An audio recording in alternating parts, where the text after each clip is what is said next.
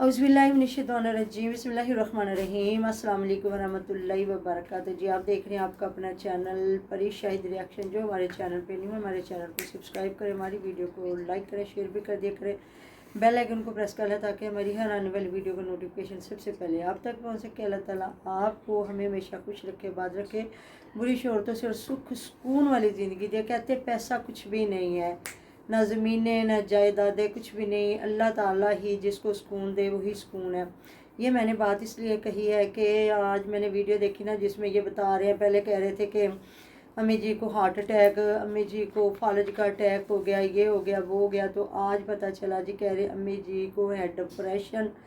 तो हम लोग बात तो सही है, जब टेस्ट करवा रहे हो तो कोई चीज़ ना निकल रही हो फिर बंदा परेशान होता है कि क्या मसला क्या, कि टेस्ट सारे सही आ रहे और तकलीफ़। डिप्रेशन का मतलब होता है कि तकलीफ़ भी ज़ाहिर ना होना।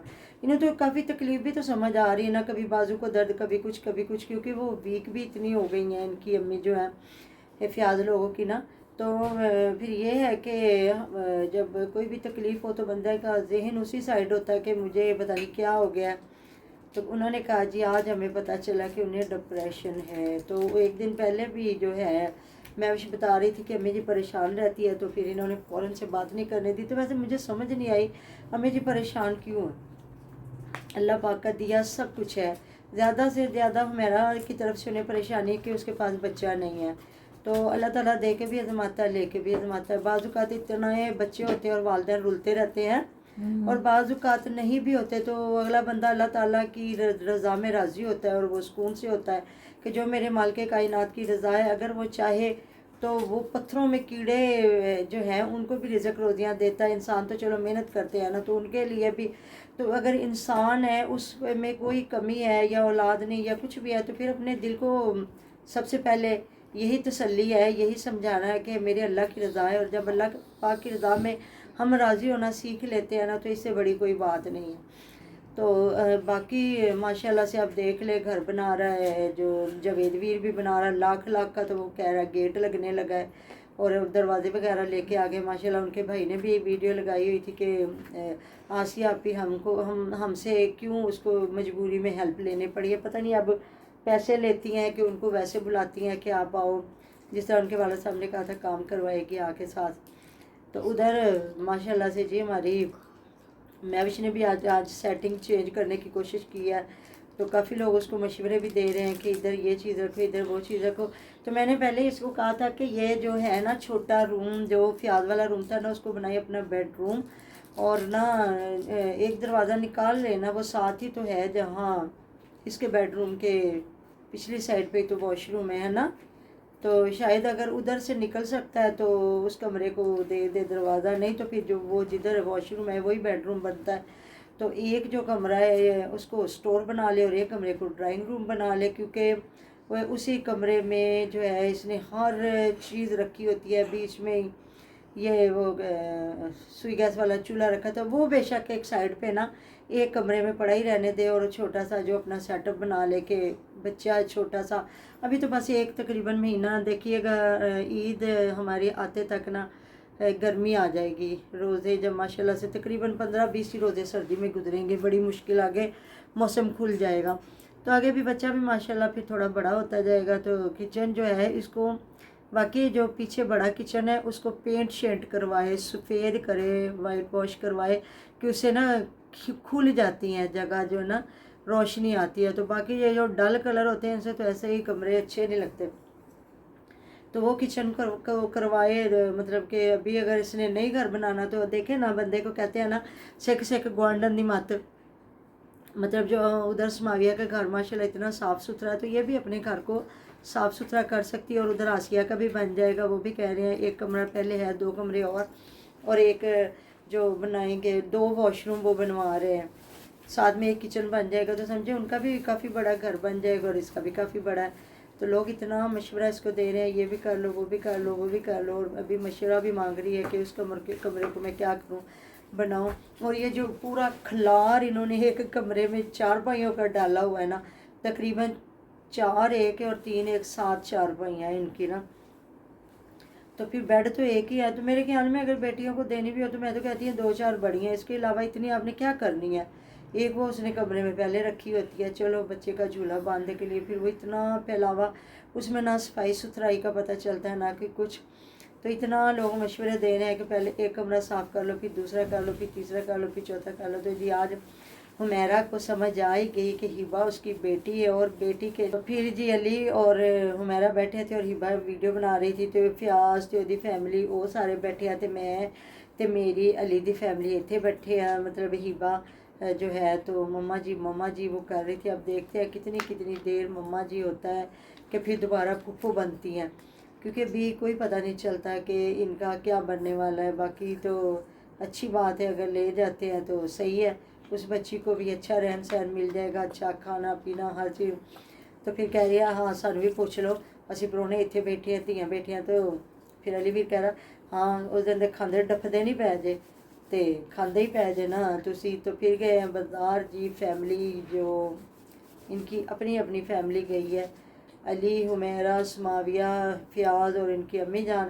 پھر وہاں سے یہ لے کے آئے ہیں شاید ماش کی دال اور روٹیاں لے کے آئے ہیں ساتھ میں. پھر انہوں نے بیٹھ کے کھانا شانا کھایا، اور مجھے پھر ہبہ کہیں نظر نہیں آئی. ہبہ شاید اپنی امی کے پاس تھی. پھر اس کے بعد یہ آئے ہیں فیاض اور یہ امی کو چیک اپ کروانے کے لیے ادھر آئے ہیں. حمیرہ کے پاس کہہ رہے تھے جی ابھی 4 بجے 4:30 بجے ڈاکٹر نے بیٹھنا، پھر امی جان کو چیک اپ کروانا ہے. تو پھر مجھے لگتا ہے میں نے تو اتنی ویڈیو دیکھی، پھر مجھے لگتا ہے چیک اپ کروا کے واپس ہی آگے ہوں گے جہاں سارے پھول اور پودے دکھائے جا رہے ہیں. تو پھر حمیرہ کہہ رہی ہے مالٹے کھانے، وہ کہہ رہی ہے نہیں، وہ کہہ رہی ہے چکندر لے پٹ کے لے جا، نہیں. پھر جو چیزیں کہہ رہی ہے تو وہ کہہ رہی نہیں ہر چیز ہمارے گھر ہے، میتھی بھی ہے، یہ بھی ہے، وہ بھی ہے. تو کنوں میں بلکہ نا ایک جگہ پہ کنوں دیکھ رہی تھی اور وہ کہہ رہے تھے کہ اب یہ نا بیچ نہیں رہا ہے. پتہ نہیں کس نے کہا ہے کہ یہ نا گر رہے ہیں تو وہ بیچ کیوں نہیں رہے. تو انہوں نے کہا اب یہ انہوں نے نا رمضان المبارک کے لیے نا چھوڑ دیا ہوا ہے کہ یہ جب روزے آئیں گے نا پھر یہ مہنگے کر کے بیچیں گے.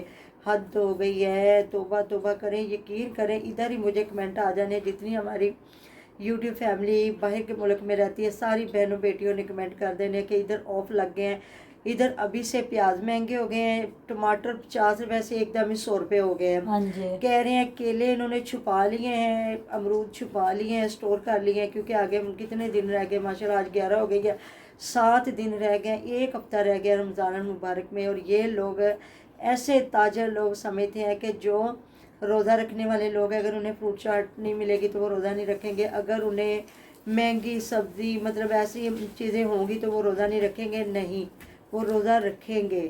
انہیں چاہے جتنی مرضی مہنگی چیزیں آپ کر لیں انہوں نے رکھنے ہی رکھنے ہیں، کیونکہ یہ عبادت ہوتی ہے عقیدوں کی. جب اللہ تعالیٰ کسی کے دل کے جو شارق سے بھی قریب ہے اللہ تعالیٰ، تو عقائد جو ہے نا انسان کے، جو ایمان ہے، جو انسان کی اصل دل کی نیت ہے، تو پہلی بات تو رزق کی کمی نہیں آتی. میرا ایمان ہے اللہ پاک سے. یقین کریں کہ غریب سے غریب بندے کے گھر بھی اتنا رزق وافر ہوتا ہے نا، اتنا اچھا دسترخوان سجتا ہے نا.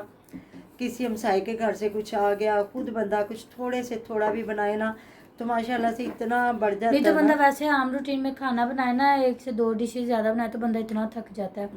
رمضان میں کتنی چیزیں بنتی ہیں، روزے کے ساتھ نہیں روزے کے ساتھ انسان اتنی محنت کر رہا ہوتا ہے. ہاں جی، اور اتنا مطلب یہی تو اللہ تعالیٰ کی چاہت محبت ہے کہ صرف اللہ تعالیٰ اور اس انسان کے درمیان جو ایک پردہ ہے کہ اس کا روزہ ہے، اور وہ کتنی عقیدت کے ساتھ اپنے روزے کو نبھا رہا ہوتا ہے کہ میرا اللہ اس کو قبول و منظور فرمائے.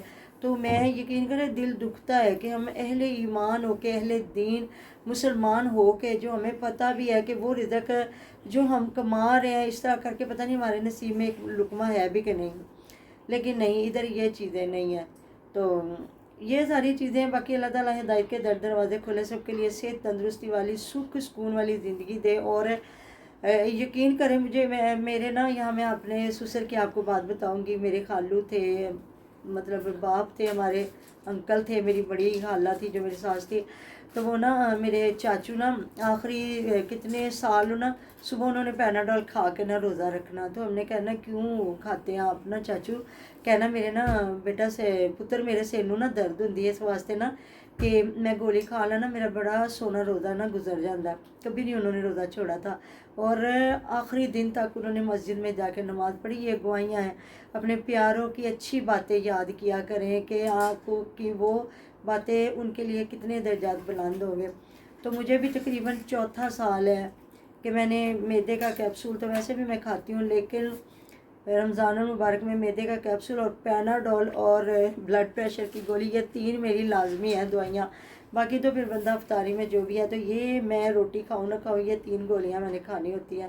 تو کیونکہ میرے بھی سر کی درد نہیں نہ اترتی، اور جب روزے میں درد تو اتنا مشکل، اللہ تعالیٰ معاف کرے. لیکن جی اللہ پاک سب کو توفیق دے. یہ بڑائی نہیں ہے، یہ اپنی ایک بیماری ہے، اس کی ڈسکس ہے کہ بیمار بندہ یا شوگر کے مریض ہیں، باقاعدہ ابھی ڈاکٹر ہمارے ان کے پورے بلاگ آئیں گے، وہ بتائیں گے اگر کوئی جس کو شوگر ہے وہ کس طرح روزہ رکھے، بلڈ پریشر ہے کس طرح، ایسی بات ہے نا. تو یہ ساری چیزیں ہیں. باقی جی اللہ پاک صحت دے، تندرستی دے ان کو بھی، ہمیں بھی، ہر انسان کو جو نا اللہ پاک جو روزہ رکھ رہے ہیں ان کا قبول و منظور فرمائے، جو نہیں رکھ سکتے اللہ پاک ان کو معاف فرمائے. وہ ان کا اور اللہ تعالیٰ کا کہتے ہیں نا معاملہ، کیوں کسی کو بات کرے. تو یہ میں نے یہ کہی ہے چیز، یہ جو انہوں نے ابھی سے مہنگائیاں شروع کر دی، ابھی 1 ہفتہ باقی پڑا ہوا ہے. تو آپ لوگوں نے مجھے ضرور کمنٹ باکس میں بتانا ہے کہ آپ جو باہر کے ملکوں میں رہتے ہیں کیا آپ کی آپا نے صحیح کہا کہ جھوٹ. تو جی ملتے ہیں نیکسٹ ویڈیو میں. اپنا ڈیر خیال رکھیے گا، دعا میں یاد رکھیے گا. اللہ حافظ. اللہ حافظ.